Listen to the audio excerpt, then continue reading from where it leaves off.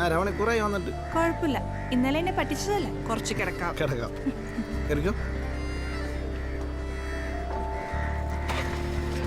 ശരിക്കും കുറെ നേരമായോ? ആ, കുറച്ചു നേരമായി.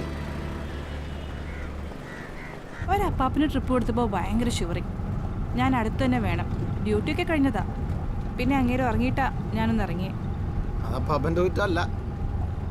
എന്തോ അല്ല, ചിലരടുത്ത് നിന്നാലും ഷിവറാവും. ഇങ്ങനെയൊക്കെ പറയാനറിയോ?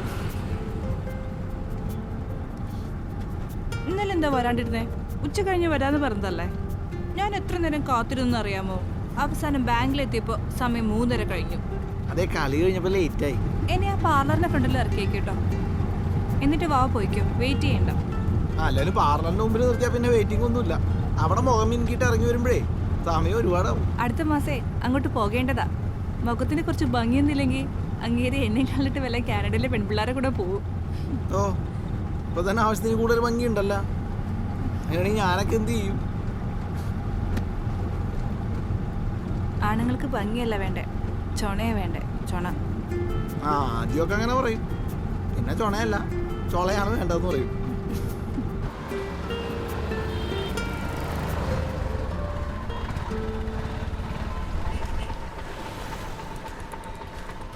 അപ്പൊ സിസ്റ്റർ അടുത്ത മാസം പോവും. അതൊക്കെ പോട്ടെ, ഇനി മേലെ സിസ്റ്റർ ഒന്ന് വിളിക്കരുത് കേട്ടോ. പിന്നെ നിനക്കിഷ്ടമുള്ളത് വിളിച്ചോ.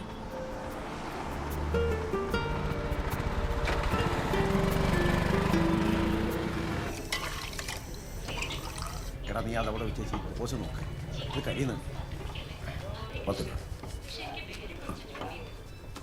ഇതിപ്പോ 500-നകത്ത് 100 വയ്ക്കണോ, 100-നകത്ത് 500 വയ്ക്കണോ എന്നൊരു സംശയം. നിങ്ങൾ അങ്ങനെ പറയണേ? സാമ്പാർ വേണോ? അകത്ത് വെച്ചാലും പുറത്തു വെച്ചാലും സുലൈമാനെ കാര്യം നടന്നാ പോരെ.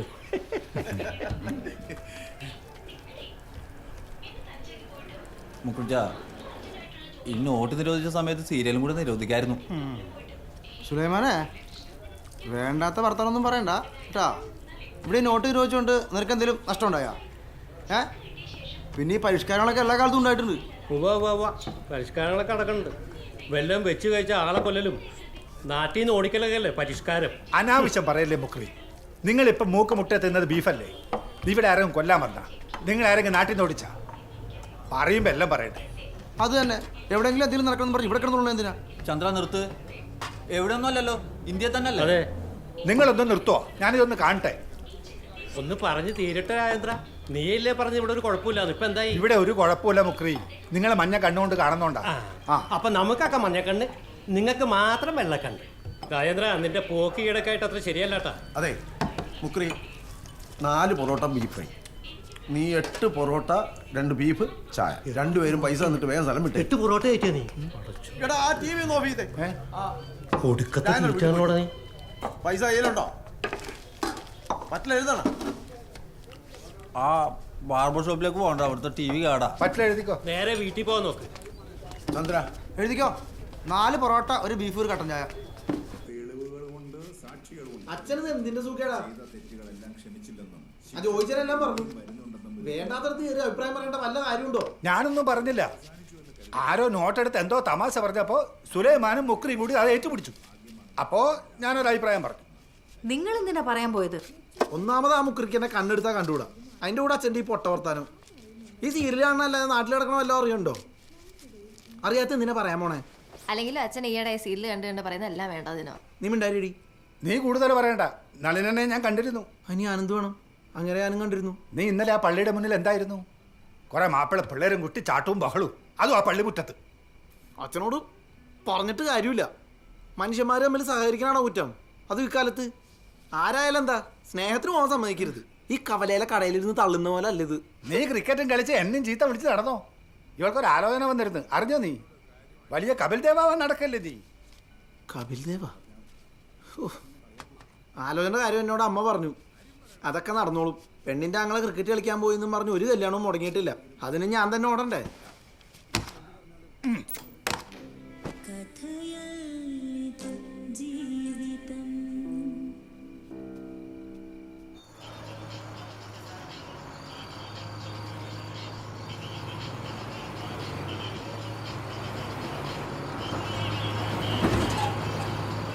அவ்வளோ நேரம் காத்திருக்க முடியாது.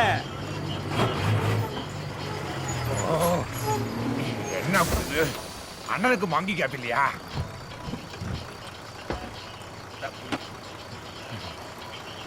போதும் போதும் போதும்.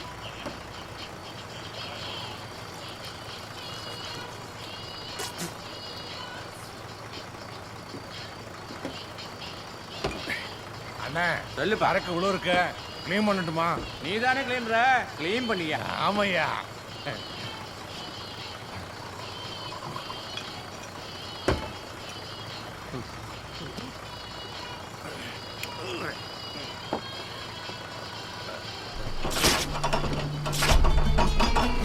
ஓ என்ன குடுது வண்டி விடியா?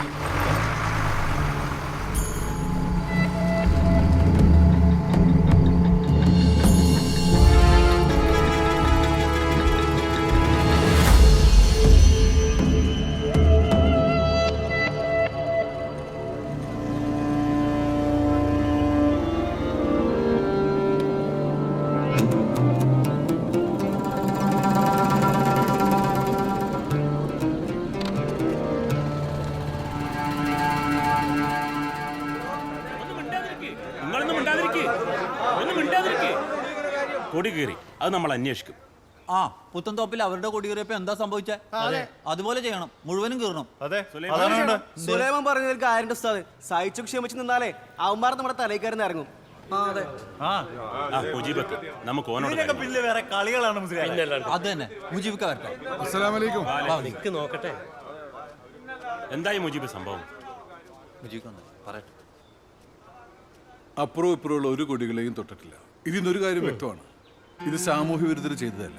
ഇത് ബോധപൂർവ്വം നമ്മൾ അവഹേളിക്കാനുള്ള ശ്രമമാണ്, അല്ലെങ്കിൽ നമുക്കെതിരെയുള്ള ഒരു വെല്ലുവിളി. ഞങ്ങൾ ഇങ്ങനെയൊക്കെ ചെയ്യും, നിങ്ങൾ എന്താന്ന് വെച്ചാൽ ചെയ്യത്. മുജീബ് പറഞ്ഞതിൽ കാര്യമുണ്ട്. ഇതിങ്ങനെ വിട്ടാ പറ്റൂല. ഇന്ന് കൊടി കയറി, നാളെ അത് മാറും. നമ്മുടെ ഒന്ന് കയറി കഴിഞ്ഞാൽ അവരെ ഒമ്പാണ് കയറണം. കീറുന്ന കാര്യം നിങ്ങൾ ഈ പറയുന്നത്? നിങ്ങളെ നിക്കറി കീറുന്ന കാര്യം. ഉസ്താദൊന്നും മിണ്ടാണ്ടിരിക്കണ്ട. നിങ്ങൾക്കറിയില്ലായിരിക്കും, പക്ഷെ ഞങ്ങൾക്കെല്ലാം അറിയാം എന്ത് ചെയ്യണമെന്ന്. മിണ്ടാണ്ടിരുന്നാ മതി. നമ്മളിവിടെ കിടന്ന് തർക്കിക്കേണ്ട ഉസ്താദെ. കേവലം ഒരു കൊടി കീറിയതല്ല ഇവിടുത്തെ പ്രശ്നം.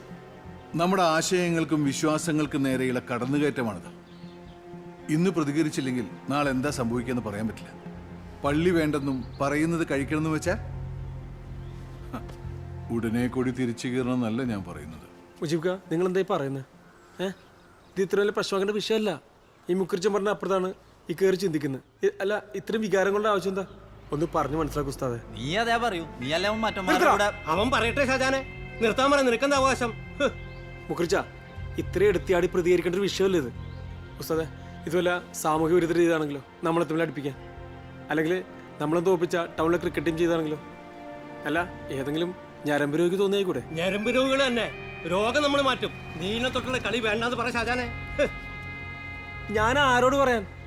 നിങ്ങൾ ആ നളിനേട്ടനെ കണ്ട് കാര്യം പറ മുസ്ലിയാരെ. അതെ, ഉസ്താദ് ഒരു തീരുമാനം എടുക്കണം, അല്ലെങ്കിൽ ഇത് വഷളാവുകയെ. തൽക്കാലം നമുക്കൊരു കാര്യം ചെയ്യാം. മുക്രയും സുലൈമാനും കേൾക്കാനും കൂടിയായി പറയുന്നത്. പിള്ളേരൊന്നും തൽക്കാലം വേണ്ടാത്തനൊന്നും പോകണ്ട. മുജീബേ, നമുക്ക് കാര്യങ്ങൾ വഷളാക്കാൻ പാടില്ല. നാടിന്റെ കോലം മാറി വരുന്നുണ്ട്, ഇല്ലെന്നല്ല, അത് നമുക്കും അറിയാം. ഇപ്പൊ നമുക്ക് ആ നള്ളും മൂപ്പരെ കണ്ട് കാര്യം ബോധിപ്പിക്കും. ഓരോന്ന് പറയും നോക്കാം. ഈ പ്രശ്നം കിയാമെന്നുള്ളതിനും തീരൂല, അല്ലടാ സുലൈമാനെ? കഷ്ടം. നമുക്കൊന്ന് ചോദിച്ചാലോ?